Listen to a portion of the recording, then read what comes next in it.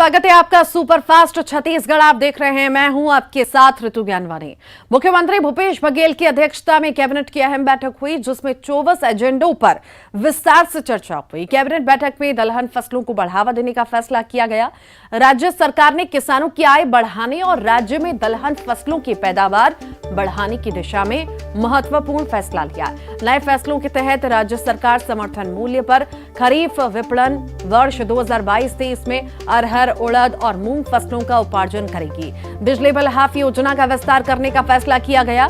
अब इसमें नरवा गुरवा बारी योजना के तहत स्थापित किए जा रहे गौठानों और ग्रामीण औद्योगिक पार्क को भी शामिल करने का फैसला किया गया है। गौठानों और ग्रामीण औद्योगिक पार्क को बिजली कनेक्शन के लिए 50% की रियायत देने का फैसला किया गया और इसी के साथ ही छत्तीसगढ़ के निवास प्रमाण पत्र की प्रक्रिया को और तर्कसंगत बनाने का फैसला लिया गया है। अब किसी संस्था में प्रवेश के लिए या सरकारी के अधीन सेवा के लिए निर्धारित योग्यता के साथ साथ छत्तीसगढ़ राज्य के किसी शैक्षणिक संस्थाओं से 8वीं क्लास की परीक्षा के स्थान पर अब पहली, चौथी और 5वीं क्लास की परीक्षा को शामिल किया गया। राज्य में इलेक्ट्रिक वाहनों को बढ़ावा देने के लिए छत्तीसगढ़ राज्य इलेक्ट्रिक वाहन पॉलिसी 2022 का अनुमोदन किया गया है।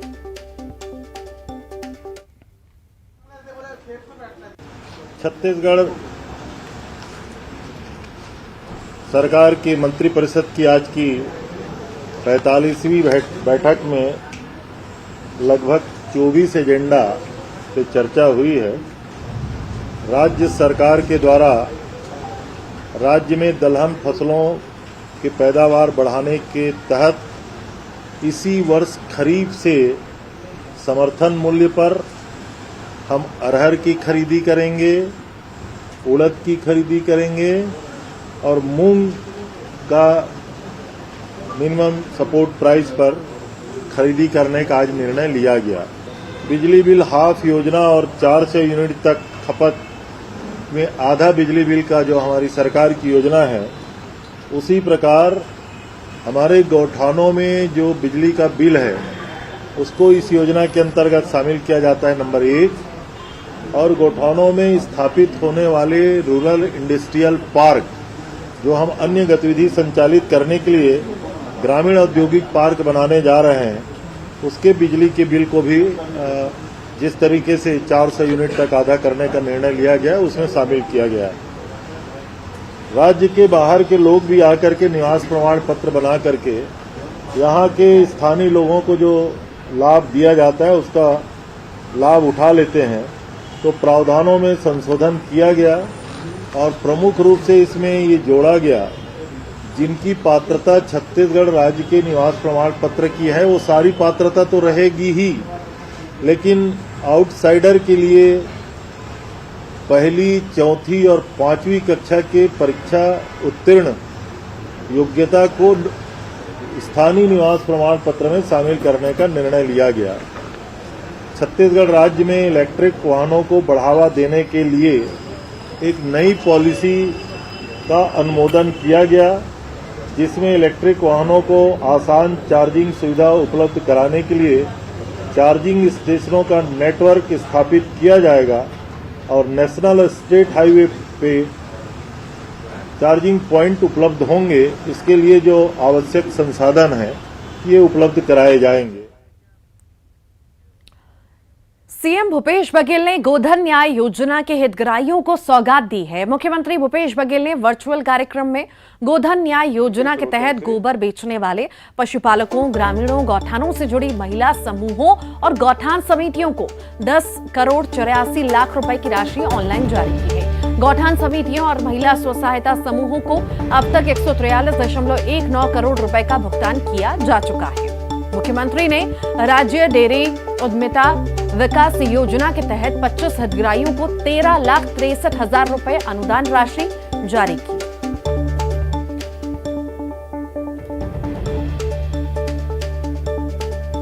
गांव के साथ साथ अब हमारे गौठान भी स्वावलंबी हो रहे हैं।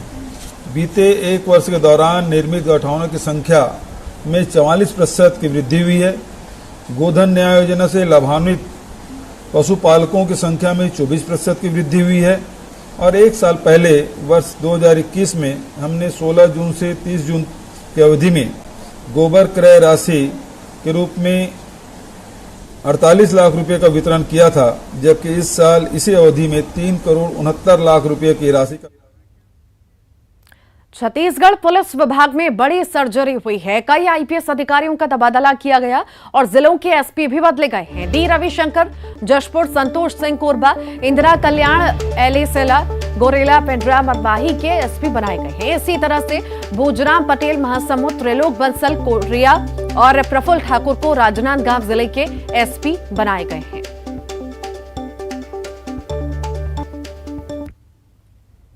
आईपीएस और आईपीएस अफसरों के तबादले पर संसदीय कार्य मंत्री रविंद्र चौबे ने न्यूज 18 से खास बातचीत में कहा कि मुख्यमंत्री भूपेश बघेल के भेंट मुलाकात में जो फीडबैक मिला उसका भी पुलिस और प्रशासन सर्जरी में असर दिख रहा है। निश्चित तौर पर जो अच्छा काम करेगा उसे बड़ा जिला और बड़ी जगह मिलेगी। जिनका फीडबैक खराब होगा उन्हें सजा तो नहीं, लेकिन एक संदेश जरूर है।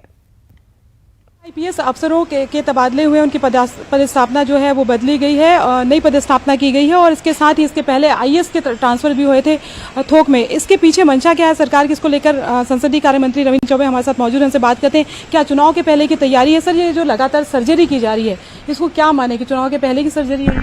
मुझे लगता है कि इसको चुनाव के पहले की सर्जरी नहीं मानना चाहिए। प्रशासनिक फेरबदल होते रहते हैं, पदस्थापनाएं होती रहती हैं और आदरणीय मुख्यमंत्री जी का भेंट मुलाकात का लगातार कार्यक्रम चल रहा है, तो जो भी फीडबैक है वो उसका आधार बनता है। इसलिए मैं समझता हूँ इसमें कोई अतिरिक्त बातें नहीं हैं, ये सामान्य पदस्थापनाएं हैं और जो रूटीन में जिस तरीके से होती है वही काम है। सर, एक बात आपने कही कि भेंट मुलाकात के बाद जो फीडबैक है, यानी कि जिनको ये कहा जाए कि जिनके एक तरह से ठीक है पदस्थापना हुई है लेकिन उसको डिमोशन की तरफ भी अगर देखा जाए तो इसका मतलब ये है कि नेगेटिव मार्किंग हुई है कहीं ना कहीं, और ये एक मैसेज देने की कोशिश है कि अगर आप अच्छा काम करेंगे तो अच्छी जगह जाएंगे। और स्वाभाविक है, जो बहुत अच्छा काम करेंगे उनको सम्मान भी मिलेगा, बड़ा जिला भी मिलेगा, बड़ी पदस्थापनाएं भी मिलेंगी, और जिनके काम संतोषजनक नहीं रहते उसको चेतावनी तो नहीं कह सकता, लेकिन निश्चित रूप से भविष्य में अच्छा काम करने का संदेश रहेगा। ये जो भेंट मुलाकात है, भेंट मुलाकात के साथ वो आम लोगों से मिल तो रहे हैं, इंटरेक्शन कर रहे हैं, योजनाओं की जानकारी ले रहे हैं, लेकिन इसके साथ ही इस बात की भी जानकारी प्रदेश के मुखिया को हो रही है लगातार कि काम आपकी नज़र में है, आपका जो परफॉर्मेंस है वो आपकी नज़र में है और इसके नतीजे भी फिर आपके सामने होंगे। माननीय मुख्यमंत्री जी का भेंट मुलाकात में सरकार का पूरा परफॉर्मेंस, प्रशासनिक अधिकारियों का परफॉर्मेंस, योजनाओं का एग्जीक्यूशन, उसका इम्प्लीमेंटेशन, ये सब शामिल है। आम जनता से जब बात करते हैं तो फीडबैक तो मिलता ही है। तो ये है संसदीय कार्य मंत्री रविंद्र चौबे, उन्होंने एक बड़ी बात कही है कि कहीं ना कहीं भेंट मुलाकात के आधार पर भी जो फीडबैक मिल रहा है सर्जरी में उसका भी असर दिखाई दे रहा है। उन्होंने साफ तौर पे कहा है कि एक मैसेज भी है, इसको ये तो नहीं कहा जिसका डिमोशन, लेकिन एक मैसेज भी है कि जो अच्छा काम करेगा उसको अच्छी जगह मिलेगा, बड़ा जिला मिलेगा, लेकिन जिसकी फीडबैक खराब है उसको इसके नतीजे भी मिलेंगे। कैमरा पर्सन रोहित श्रीवास्तव के साथ ममता लांजेवा, न्यूज 18 छत्तीसगढ़, रायपुर। रायपुर से बड़ी खबर है, 4 डॉक्टरों का मेडिकल रजिस्ट्रेशन सस्पेंड किया गया है। छत्तीसगढ़ मेडिकल काउंसिल रायपुर के इन डॉक्टरों के खिलाफ शिकायतें लगातार मिल रही थी। मेडिकल काउंसिल ने ये बड़ी कार्रवाई की है, डॉक्टर्स का मेडिकल रजिस्ट्रेशन सस्पेंड किया गया है। उनमें रिम्स अस्पताल के डीन डॉक्टर गंभीर सिंह, सेंट्राम श्री नारायणा अस्पताल के डॉक्टर अजीत लहरिया और कटोरा तालाब के होपवेल हॉस्पिटल के डॉक्टर राजेश चंद्र और डॉक्टर हर्षित गोयंका शामिल हैं।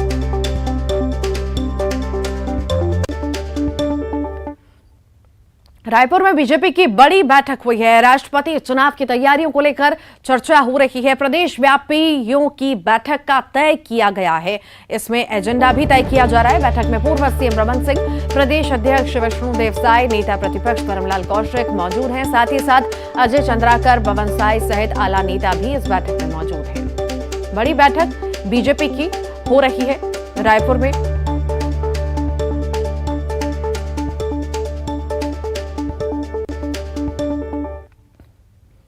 बारिश की कमी पर मंत्री कवासी लखमा का अजीबोगरीब बयान सामने आया। बारिश की कमी पर सवाल करने पर मंत्री लखमा ने कहा कि इस पर हमारा बस नहीं है, देखते हैं भगवान को फोन लगाते हैं। पानी नहीं गिर रहा है तो हम लोग क्या कर सकते हैं? भगवान को बात करते हैं, फोन लगाते हैं कभी। किसको लगाएंगे? कोई चर्चा होगी इस पे? पानी अच्छा हो। हमारा बस्तर में भी थोड़ा हल्का फुल्का पानी गिर रहा है, मध्य प्रदेश में खूब गिर रहा है। वो भगवान का देन है, क्या हो सकता है। लेकिन जब पानी नहीं गिरता है तो सरकार भी कुछ व्यवस्थाएं सरकार अब ट्यूबवेल खोदा है, बहुत कैनाल चल रहा है, अगर डैम भरेंगे तो तभी तो पानी आएगा। चंद घंटों की बारिश में स्मार्ट सिटी कही जाने वाली राजधानी रायपुर में जल जमाव हो गया है। पौष कही जाने वाली जल विहार कॉलोनी जलमग्न हो चुकी है। लोगों के घरों तक में पानी घुस चुका है, जिसकी वजह से लोगों को काफी परेशानियों का सामना करना पड़ रहा है। रायपुर में हुए इस जल जमाव का जायजा लिया हमारे संवाददाता अवधेश मिश्रा ने। इस वक्त हम खड़े हैं राजधानी रायपुर के जलविहार कॉलोनी में, और इसे जलविहार क्यों कहा जाता है वो भी हम आपको तस्वीर दिखाएंगे। इमरान से कहेंगे कि जब एक बार इसके बाद एक जमीनी हकीकत दिखा दे कि किस तरह से जो पूरा क्षेत्र है वो पानी से डूबा हुआ है।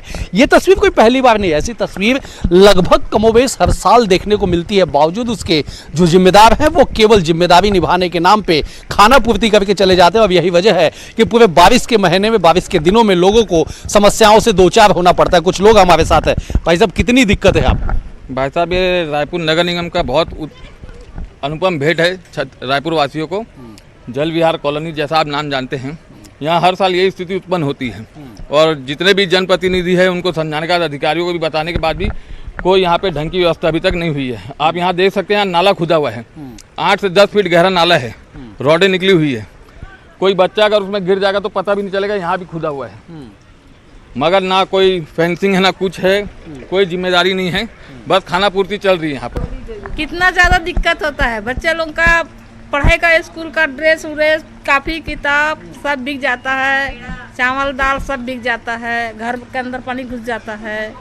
कितना मेहनत करते हैं बच्चे लोग, स्कूल कुछ भी नहीं है। हर साल भरते हैं, हर साल वीडियो बनाते हो, कुछ करते नहीं है, कुछ नहीं है, बस ऐसे ही चले जाते हैं वीडियो बना के। कोई मतलब नहीं है वीडियो का भी। स्थितियां हैं, वो स्थितियां बताने के लिए काफी है कि पूरे बारिश के समय में जलविहार कॉलोनी के क्षेत्र में लोगों को जीवन यापन करना कितना दूभर हो चुका है। कैमरा पर्सन इमरान कुरैशी के साथ अवधेश मिश्रा, न्यूज़ 18 छत्तीसगढ़। जांजगीर चांपा से बड़ी खबर है। महिला से दुष्कर्म के बाद हत्या का यह मामला में अपडेट आपको दे रहे हैं। घटना के विरोध में बीजेपी महिला मोर्चा का प्रदर्शन देखने को मिला। आरोपी को फांसी देने की मांग की जा रही है, फांसी की सजा देने की मांग की जा रही है। 3 जुलाई को दुष्कर्म के बाद महिला की हत्या की गई थी, और हत्या के आरोपी को पुलिस ने 4 तारीख को गिरफ्तार भी कर लिया। अकलतरा थाना क्षेत्र के पोड़ी भाटा का यह मामला आपको बता रहे हैं।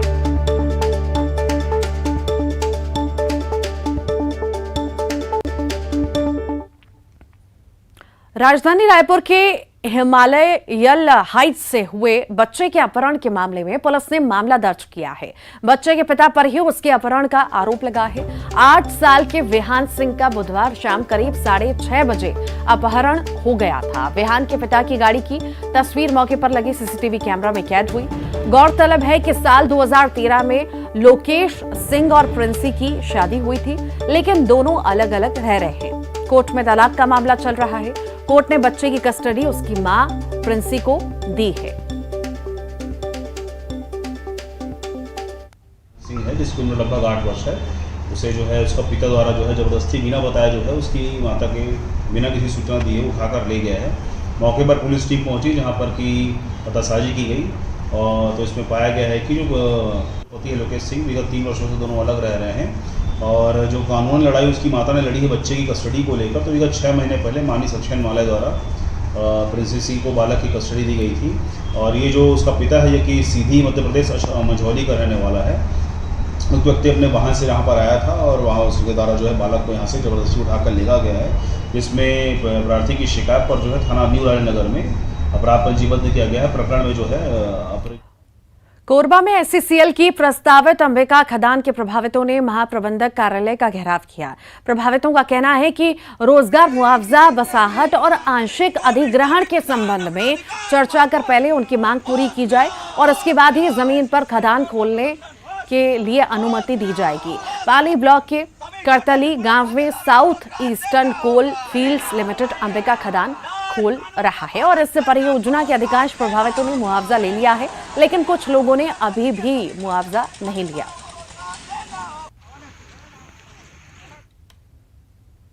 दंतेवाड़ा जिले के किरंदुल की रहने वाली डिंपल साहू ने मिस टीन इंडिया के 60 प्रतिभागियों में जगह बनाई है। प्रतियोगिता का ग्रैंड फिनाले दिल्ली के एक होटल में रखा गया था, जिसमें डिंपल ने स्टेट टाइटल अवार्ड जीता। प्रतियोगिता को miss universe 2020 Adeline Castelino, mister world 2016 Rohit Khandelwal और miss world Asia 2019 Suman Ratan Rao ने जज किया था। इससे पहले पिछले साल डिंपल ने मिस ब्यूटी क्वीन छत्तीसगढ़ का खिताब जीता था और हाल ही में अपनी एक फिल्म भी पूरी की, जिसका कांस फिल्म फेस्टिवल फ्रांस के लिए चयन हुआ था। पेड़ पौधों में भी जान होती है, लेकिन इनकी मौत पर अंतिम यात्रा नहीं निकाली जाती। लेकिन बेमेतरा में पेड़ को श्रद्धांजलि दी गई। पेड़ को गाड़ी पर लादकर शहर में घुमाया गया। यहां लोगों ने पेड़ काटे जाने पर अनोखे तरीके से विरोध किया। पेड़ की शव यात्रा निकाली गई। बताया जा रहा है कि नगर पालिका जबरन पेड़ काट रहा है। यहां चौपाटी पर लगे पेड़ों को उखाड़ा जा रहा है। सहयोग संस्था ने इसका विरोध किया और पेड़ की शव यात्रा निकाली। पेड़ों की सुरक्षा का संदेश दिया।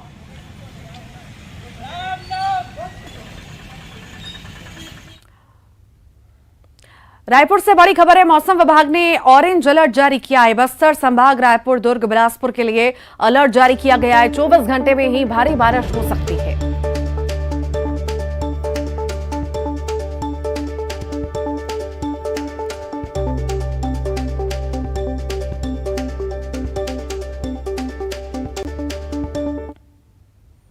चिटफंड में लोगों के लाखों करोड़ों रुपए डूबने की खबर तो आपने सुनी ही होगी। आपने ये भी सुना होगा कि चिटफंड में पैसे डूबने से लोग कैसे कंगाल हो गए, कैसे अर्श से फर्श पर आ गए। मगर क्या आप जानते हैं कि छत्तीसगढ़ देश का एकमात्र ऐसा राज्य है जो लोगों के डूबे पैसे वापस दिलवा रहा है। देखिए इस खास रिपोर्ट में। पूरे देश के लोगों ने एक ऐसा दौर देखा जब चिटफंड के नाम पर लोगों के लाखों करोड़ों रुपए डूब गए और लोगों के पास पछताने और अपने आप को कोसने के अलावा कुछ नहीं बचा।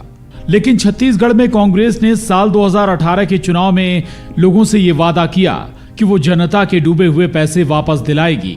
एक बार तो लोगों को भरोसा नहीं हुआ। साल 2018 में मुख्यमंत्री भूपेश बघेल की सरकार ने अपने वादों को अमली जामा पहनाना शुरू किया और चिटफंड में डूबी राशि दिलाने का काम धरातल पर उतरने लगा। 2019 से लगातार मुख्यमंत्री भूपेश बघेल सरकार के निर्देश पर शासन और प्रशासन ने स्पेशल टीम बनाकर कार्य किया और भूपेश सरकार अपने वादे के मुताबिक चिटफंड में डूबी हुई राशि अब तक हजारों लोगों को वापस दिला चुकी है। पूरे देश में अकेला राज्य है जो चिटफंड कंपनी के पैसे को निवेशकों के खाते में डाला जा रहा है और क्योंकि वैधानिक प्रक्रिया बहुत लंबी है, कोर्ट को भी परमिशन लेना पड़ता है, कुर्की का आदेश और उसके निष्पादन में बहुत समय लगता है, तो एक लेंदी प्रक्रिया है। लेकिन फिर भी सभी कलेक्टर, एसपी उसमें लगे हुए हैं और हमारी कोशिश है कि ज़्यादा से ज़्यादा धनराशि वापसी हो। ये सीएम भूपेश बघेल की संवेदनशीलता ही है कि राज्य के पुलिस महानिदेशक भी चिटफंड में डूबी राशि लोगों को लौटाने के मामले को प्राथमिकता में लेकर कार्य कर रहे हैं। जो अभी आवेदन आए हैं उसको क्वांटिफाई करना, उसको क्वांटिफाई करने के बाद उसमें ये देखना कि कितनी राशि और है जो जिसके अंदर हमारे एफआईआर दर्ज नहीं। दरअसल मुख्यमंत्री भूपेश बघेल ये जानते हैं कि लोगों के लिए जीवन भर की कमाई से कुछ पैसे जमा करना कितना कठिन होता है और वो पैसा भी डूब जाए तो कितनी तकलीफ होती है। मुख्यमंत्री भूपेश बघेल जनता की तकलीफ को समझते हैं, इसीलिए चिटफंड में डूबी राशि को वापस दिलाने युद्ध स्तर पर कार्य कर रहे हैं।